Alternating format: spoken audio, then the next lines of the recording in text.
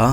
21ရာစုရဲ့အန်ရရဲ့အရှိဆုံးချက်ဖြစ်ပြီးတော့တတိယကမ္ဘာစစ်အချိန်မရွေးစတင်နိုင်တဲ့နေရာပါဒါကတော့ယီမင်နဲ့ဂျီဘူတီကြားက28ကီလိုမီတာသာရှိတဲ့ဧရိယာငယ်လေးဖြစ်ပြီးတော့သူ့ကိုဘာရာမန်ဒါလို့ခေါ်ပါတယ်ဒီနေရာကအရန်အရေးကြီးတာကြောင့်နိုင်ငံ17နိုင်ငံဂျီဘူတီမှာစောင့်ကြည့်ဖို့စစ်စခန်းတွေတည်ဆောက်ထားပါတယ်ဒီနေရာကအရှေ့အလယ်ပိုင်းနဲ့အာရှကလာတဲ့ရေကြောင်းသင်္ဘောတွေပင်လယ်နီထဲကိုဖြတ်သွားပြီးအဲ့ဒီကနေဥရောပနဲ့အမေရိကကိုရောက်ဖို့စူးအက်တူးမြောင်းကိုဖြတ်သွားတဲ့နေရာပါဒါကြောင့်အခြေခံအားဖြင့်အာရှနဲ့အရှေ့အလယ်ပိုင်းကိုဥရောပနဲ့ဆက်သွယ်ပြီးတဲ့အတူဆုံးလမ်းကြောင်းဖြစ်ပါတယ်ကမ္ဘာရေနံရဲ့10%လောက်နဲ့ကမ္ဘာသဘာဝတန်းငွေထောက်ပံ့မှုရဲ့6%လောက်ဟာ28ကီလိုမီတာရှည်တဲ့ဒီလမ်းကြောင်းကနေဖြတ်တန်းသွားတာပါရေနံနဲ့သဘာဝတန်းငွေတွေမကပါဘူးအာရှနဲ့ဥရောပရဲ့ကုန်သွယ်မှုတစ်ခုလုံးလည်းဒီလမ်းကြောင်းကနေဖြတ်တန်းသွားပါတယ်ဒါတွေပြင်အင်တာနက်ကေဘယ်တွေအများစုကလည်းအာရှနဲ့အရှေ့အလယ်ပိုင်းကိုရောက်ဖို့ဒီနေရာကနေဖြတ်တန်းသွားတာဖြစ်ပါတယ်မကြသေးခင်ကမှဒီနေရာမှာသတင်းတွေထဲမှာမကြာခဏပါလာပါတယ်ဘာလို့လဲဆိုတော့ယီမင်ဟူသီတွေဟာအစ္စရေးပြည်ထောင်နဲ့အမေရိကန်သင်္ဘောတွေကိုအဆက်မပြတ်ပြစ်မှတ်ထားနေလို့ပဲဖြစ်ပါတယ်